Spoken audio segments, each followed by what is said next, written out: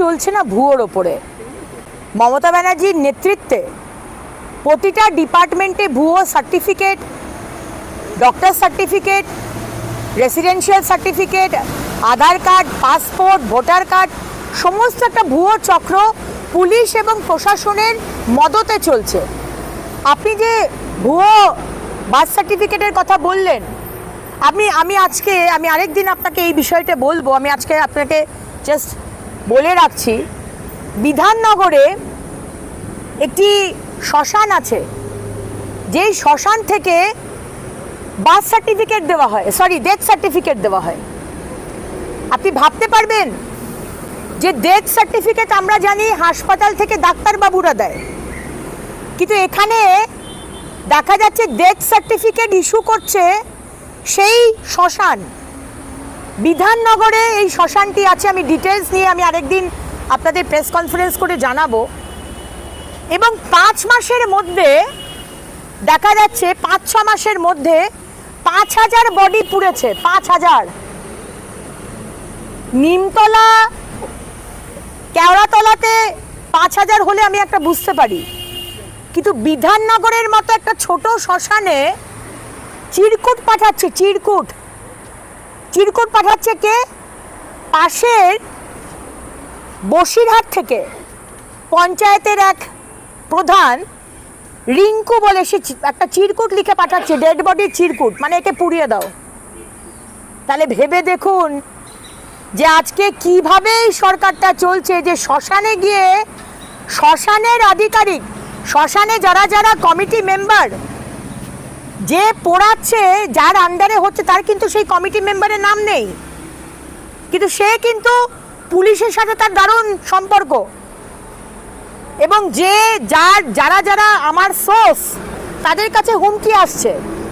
সুতরাং যেখানে death certificate শ্মশান দেয়, সেখানে বার্থ সার্টিফিকেট জালি হবে না। সেখানে আধার কার্ড, ভোটার কার্ড, পাসপোর্ট কে করে ভেরিফিকেশন, কে করতে আসে? পুলিশ করতে আসে। পুলিশ কার? মমতা ব্যানার্জির পুলিশ। মমতা ব্যানার্জি কি চান? মমতা ব্যানার্জি চান যে রোহিঙ্গারা এখানে আসুক, তাদেরকে ভোটার কার্ড বানিয়ে দেওয়া হোক, 26-এ তারা ভোট দেবে মমতা ব্যানার্জির হয়ে। সারা পশ্চিমবঙ্গ এইভাবেই চলছে। পুলিশ তো মুখ্যমন্ত্রী মমতা ব্যানার্জি পুলিশ মন্ত্রীর আন্ডারে। মমতা ব্যানার্জি খুব সুন্দর একটা অ্যাপিসমেন্ট পলিটিক্সের খেলা খেলছে। পরিষ্কার করে বুঝিয়ে দিচ্ছেন, এখানে যদি কোনো মুসলমানদের এগেনস্টে যদি কেউ কিছু বলো, তার অ্যারেস্ট হবে। কিন্তু হিন্দুদের সেন্টিমেন্টকে কেউ যদি আঘাত করো, সে তুমি মা কামাখ্যাকে অপমান করো, ভগবান কৃষ্ণকে তুমি বলো তার অবৈধ সম্পর্ক ছিল তার গোপিনীদের সাথে, তার কোনো শাস্তি হবে না। এবং বলা হচ্ছে, আপনারাই বলছেন যে এই ওয়াজাহিদ কাদরি রশিদি যে কমপ্লেন করেছিল শর্মিষ্ঠার এগেনস্টে, সে একজন সক্রিয় টিএমসি সাপোর্টার, কর্মী, এবং তিনি একটি সংগঠন চালান যার নাম হচ্ছে স্কাই ফাউন্ডেশন। স্কাই ফাউন্ডেশনের সাথে পাকিস্তানের একটা যোগ আছে। সুতরাং তার মানে কি এটা বলবো যে পাকিস্তান স্কাই ফাউন্ডেশন এবং এই কাদরি সাহেবকে বলে পালোনিকে অ্যারেস্ট করিয়েছে, শর্মিষ্ঠাকে অ্যারেস্ট করিয়েছে? এবং মুসলমান যারা হচ্ছে মুখ্যমন্ত্রীর ভোট ব্যাংক, মানে জিহাদি মুসল ব্যাংক, রাষ্ট্রবাদী মুসলমান ব্যাংক নয়, তাদের কথাতেই কি মুখ্যমন্ত্রী তাড়াহুড়ো করে গুরুগ্রামে পাঠিয়ে তাকে অ্যারেস্ট করলেন? তাহলে সায়নী ঘোষকে কেন অ্যারেস্ট করেননি?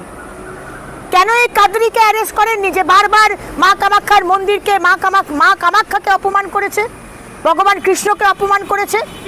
কেন অ্যারেস্ট করেননি মহুয়া মিত্রকে, যে মা কালীর সম্বন্ধে বারবার খারাপ কথা বলে?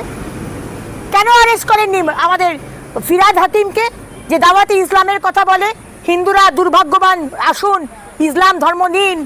কেন অ্যারেস্ট করেননি হুমায়ুন কবিরকে, যে বলে হিন্দুদের কচুকাটা করে ভাসিয়ে দেবো? কেন করেননি একটা মাত্র কারণে, আপনি পরিষ্কার মমতা ব্যানার্জি বুঝিয়ে দিতে চান যে আপনি মুসলমান হলে সুরক্ষিত, আপনার কেউ আঁচড়টুকু লাগাতে পারবে না। আপনি হিন্দুদের যা খুশি বলুন, হিন্দুরা একটা ডারপোক, হিন্দুরা ঘুমাচ্ছে, হিন্দুরা 1000 টাকা লক্ষ্মীর ভাণ্ডার নিয়ে আরামে কুম্ভকর্ণে ঘুমাচ্ছে, তারা সেকুলার করে চিৎকার করে, আর ইনক্লুসিভ বলে, কিন্তু তাদের ধর্মের ওপর আঘাত হলে তারা কিছু করে না।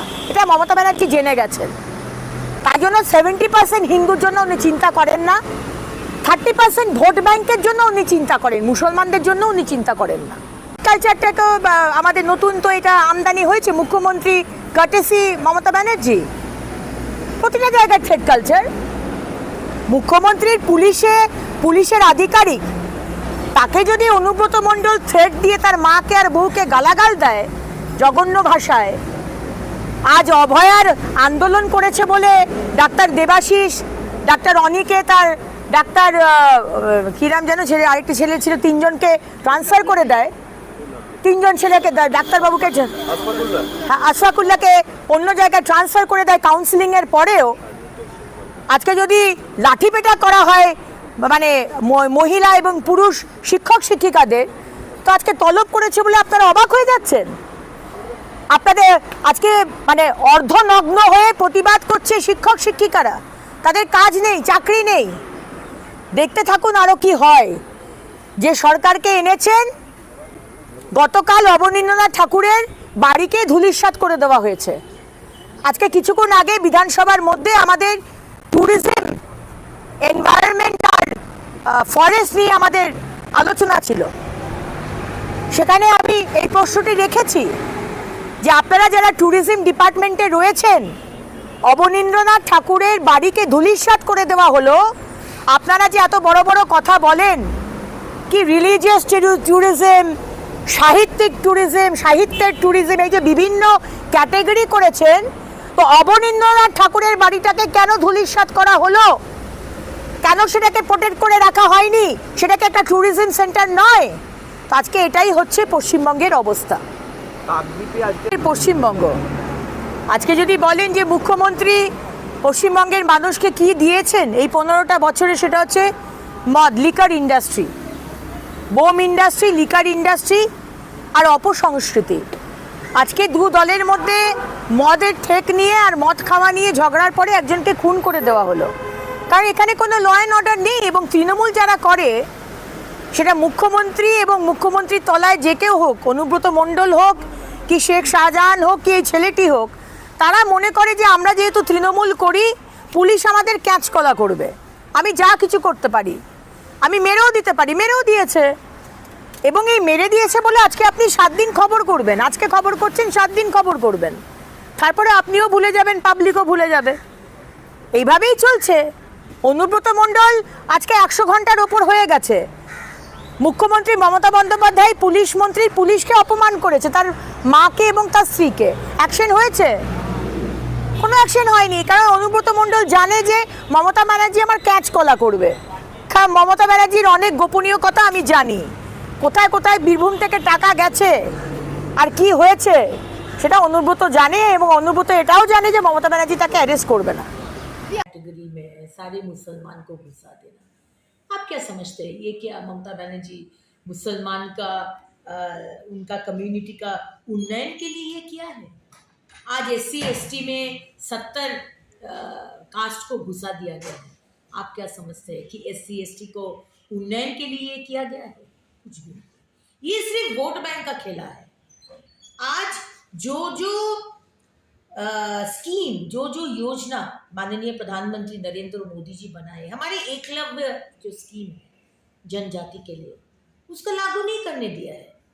तो ममता बनर्जी, उनको किसी का उन्नयन का परवाह नहीं है, अपना उन्नयन और बनर्जी परिवार का उन्नयन, हाँ, इसका उनका परवाह है। बाकी बंगाल के लोग भाड़ में जाए, उनको कुछ आता जाता नहीं है। तो ये पूरा जो खेल है ना, 70 और OBC का कैटेगरी मिला के 171 कास्ट को घुसा दिया है सशक्तिकरण का नाम लेकर, ये कुछ भी नहीं है, सिर्फ वोट बैंक का खेल है। असेंबली में